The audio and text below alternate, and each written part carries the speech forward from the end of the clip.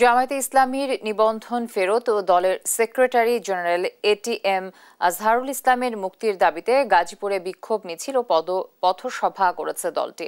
মঙ্গলবার দুপুরে জামায়াতে ইসলামী গাজীপুর জেলা ও মহানগরের উদ্যোগে এ কর্মসূচি অনুষ্ঠিত হয়। জেলা শহরের শিববাড়ি মোড়ে এ সভায় প্রধান অতিথি হিসেবে বক্তব্য রাখেন জামায়াতের কেন্দ্রীয় নির্বাহী পরিষদের সদস্য অধ্যক্ষ মোহাম্মদ ইজ্জত উল্লাহ।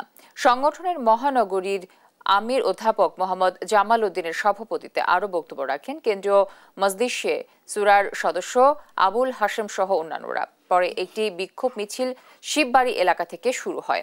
মিছিলটি শহরের প্রধান সড়ক প্রদক্ষিণ করে চান্দনা চৌরাস্তায় গিয়ে শেষ হয়। এ সময় বক্তারা জামায়াতে ইসলামীর নিবন্ধন ফেরত ও সেক্রেটারি জেনারেল এটিএম আজহারুল ইসলামের অবিলম্বে মুক্তির দাবি জানান।